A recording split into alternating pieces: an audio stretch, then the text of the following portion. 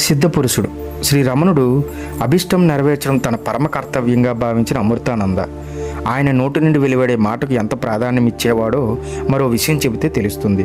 ఒకసారి అమృతానంద యాత్రలు చేస్తూ చాలా చోట్లకు పోయి రిషికేశ్ కూడా వెళ్ళి ఆశ్రమానికి తిరిగి వచ్చాడు. ఒకప్పుడు గోవిందగిరి అనే ఒక సాధకుడు రమణును దర్శించుకున్న తర్వాత రిషికేశ్లోని ఆశ్రమానికి వెళ్ళి తిరువన్నమలకి తిరిగి వచ్చిన తర్వాత ఒక రోజున రమణుడు ఏదో పుస్తకం గురించి అడిగాడు. ఆ పుస్తకాన్ని అమృతానంద రమణాశ్రమంలో చదువుకోవడానికని తీసుకొని అనుకోకుండా రిషికేశ్ ఆశ్రమంలో వదిలేసి వచ్చానని చెప్పాడు. మర్నాడు అమృతానంద రమణాశ్రమంలో కనిపించలేదు. మధ్య మధ్యలో ఈ విధంగా అదృశ్యం కావడం అమృతానంద విషయంలో ఆశ్రమంలో అందరికీ అనుభవమే కాబట్టి దీనిని గురించి ఎవరూ పెద్దగా పట్టించుకోలేదు. కానీ ఆశ్రమం నుంచి అరువు తీసుకొని రిషికేశ్లో వదిలేసిన ఆ పుస్తకం కోసమై అతడు అప్పటికప్పుడే తిరువన్నమలై నుండి బయలుదేరి మళ్ళీ రిషికేశ్కి వెళ్ళి వచ్చాడని తర్వాత తెలిసింది. రైల్వే వారు కూడా ఇతడి భేదవేషం చూసి టికెట్ చూపించమని అడిగేవారు కాదు. కొన్నాళ్లకు పుస్తకంతో సహా అమృతానంద మళ్ళీ రమణాశ్రమంలో కనిపించి ఆ పుస్తకం రమణుడి చేతిలో పెట్టాడు. రమణుడు వాక్కు అమృతానందకు అనులంఘనీయం. శ్రమ ఎంతటిదే ఉన్నప్పటికీ అదొక లెక్కలోనిది కాదు. శ్రీ రమణుల తల్లి మరణించినప్పుడు ఆమెను కొండ కింద ఉన్న ప్రదేశంలో సమాధి చేశారు. అక్కడి మొదటి పూల చెట్లను అమృతానందే నాటాడు. ఈ ప్రాంతమంతా ఇప్పుడు చిన్న ఉద్యానవనంగా రూపొందింది. కొంతకాలం అనంతరం అతడు జాప్నాకు తిరిగి వెళ్ళి అక్కడే మరణించాడు. రమణుడికి ఈ వార్తను అందజేసినప్పుడు అమృతానంద గొప్ప సిద్ధపురుషుడు అన్నాడు. ఎంతటి వాడినైనా రమణుడు ఊరకనే ప్రశంసించడనే మాట పాఠకులకు తెలియనిది కాదు. ఆ మాటకొస్తే ఉన్నది ఉన్నట్లు చూచేవాడెప్పుడు ఉన్నది ఉన్నట్లు తప్ప మరో విధంగా మాట్లాడడు. ఈ లోకుల నుంచి అతడు ఆశించేది ఏమీ ఉండదు. కాబట్టి అనవసరంగా ఎవరిని మెచ్చుకోవాల్సిన పని లేదు. అమృతానంద సిద్ధపురుషుడు అనడానికి రమణుడికి మరెన్నో విషయాలు తెలిసి ఉండవచ్చు. కానీ ఆ సందర్భంలో రమణుడు చెప్పిన ఈ ఉదంతం ఒక్కటి తెలుసుకుంటే రమణుడు ఆ మాట ఎందుకు అన్నాడో మనకు కొద్దిగా స్ఫురిస్తుంది. ఒకసారి జాప్నాలో వర్షపు చినుకు పడనందువల్ల తీవ్రమైన క్షామం ఏర్పడింది.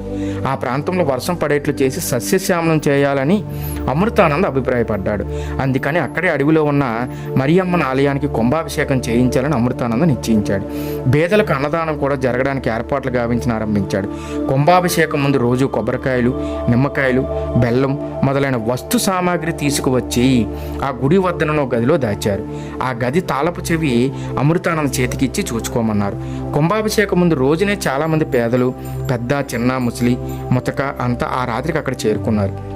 ఆ ఎండాకాలంలో నడిరేత్ర వేళ వారందరికీ అమితంగా దాహం వేసింది. పిల్లలు ఏడవనారంభించారు. పెద్దలు ములుగుతున్నారు. అమృతానంద వీరందరి బాధ చూడలేకపోయాడు. ఓ పెద్ద పాత్ర తీసుకొని లేత కొబ్బరికాయలన్నింటినీ కొట్టి ఆ నీరు ఆ పాత్రలో పోశాడు. నిమ్మకాయల పిండి ఆ రసం కూడా అందులో పోశాడు. ఇంత బెల్లం కలిపాడు. కావలసిన మంచినీళ్ళు పోశాడు. అక్కడ వారందరికీ మధుర పానీయం అందించాడు. అక్కడ పేదవారందరూ దాహం తీరి చాలా ఉపశమనం పొందారు. మర్నాడు కుంభాభిషేకానికి ఆలయం వద్దకు వచ్చిన వారికి ఈ విరిగిన కొబ్బరి చిప్పలు, నిమ్మకాయ తొక్కలు కనిపించాయి. ఇదేమిటని అమృతానందను అడిగారు. నేటి కుంభాభిషేకానికి అవసరమైన కొబ్బరికాయలు, నిమ్మకాయలు, మిగతా వస్తువులు సిద్ధంగా ఉన్నాయి. ఇక్కడ పడి ఉన్న మిగతా కాయలతో నేను నిన్న రాత్రే కుంభాభిషేకం చేశాను. మానవ సేవే మాధవ సేవ అంటారు కదా అని సమాధానం చెప్పాడు అమృతానంద. అతడు చేసిన పనిని ఎవరు విమర్శించుకోకపోగా అందరూ అతన్ని ప్రశంసించారు. అమృతానంద అంతటి ఆత్మోన్నత కలిగిన వాడు అని ముగించాడు శ్రీ రమణుడు. రమణుడు భక్తిభావంలో జాలి, దయ, కరుణ, మానవత్వం మొదలైన గుణాలకే అధిక ప్రాధాన్యం ఉండేది. అలాంటి రమణుడికి అమృతానంద మీద అభిమానం ఉండటంలో ఆశ్చర్యం ఏముంటుంది?